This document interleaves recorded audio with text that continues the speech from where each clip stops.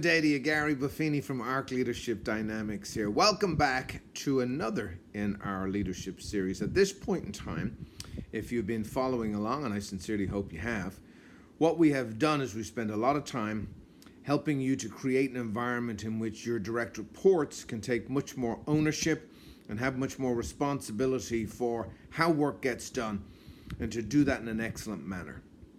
And last week we talked about having put that in motion. Now how are you going to go maintain that, and how are you going to help to grow that?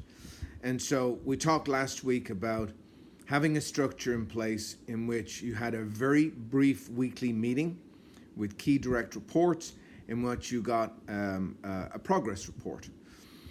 This week I want to talk to you about the other half of your 1-2 punch in terms of how you nurture this whole process. Now, when I first started talking to leaders about this, I thought this would be the easiest no-brainer imaginable. But every time I talk about this, and I consider this to be one of the greatest tools that you have in your toolbox, every time I talk about it, I get the stare that says, "Why are you talking to me about this, you idiot?" Or the polite stare that says, "I'm tolerating you talking to me about this." Or, "I already know this. What the heck are you talking about?"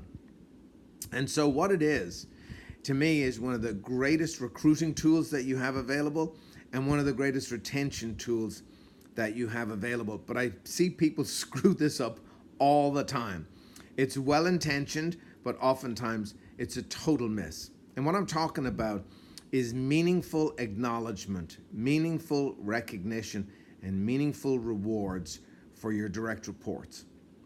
And so I strongly recommend to you that if you want to look at something that is meaningful, now remember, our focus is on driving towards excellence. We're talking about how work gets done. So focus on acknowledging and recognizing a job well done as it relates to the fundamentals of the job. I was once asked to turn around the culture of an organization, and one of the things I looked at was acknowledgement and recognition. And one of the things that they were acknowledging people for was going above and beyond the call of duty, so to speak.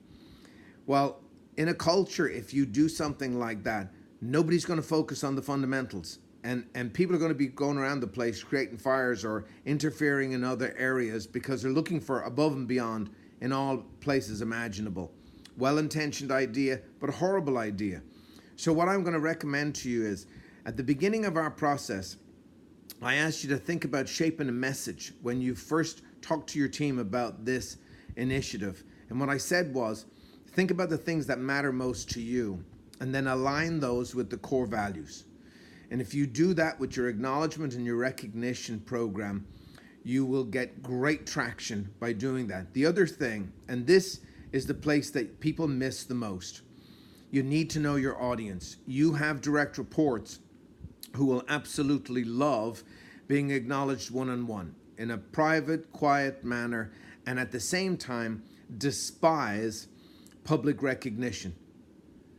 At the same time, you have direct reports who only want to be recognized in a public manner and couldn't give a rat's patootie about being acknowledged one-on-one. So you need to know your audience, and you need to know how it is that you can make that effective. But without question, align your core values and the things that matter most to you, and then drive those, and do it in a consistent manner.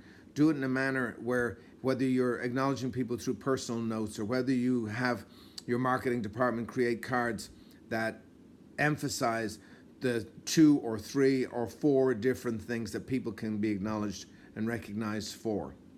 The most important thing is to be intentional about acknowledging the things that matter the most to support this initiative, and then to do it consistently.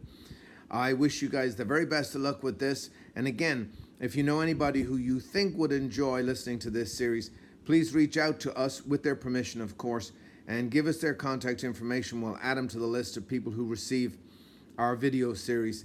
And then, of course, if you know of anybody who you think would benefit from the type of individual leadership coaching that we do here at ARC, or the team dynamics work that we do in helping teams be very intentional about complementing one another and working together as a team, and then also the type of work that we do in assisting the hiring of leaders. Until the next time, the best of luck to you, and we'll talk to you again next week. Bye for now.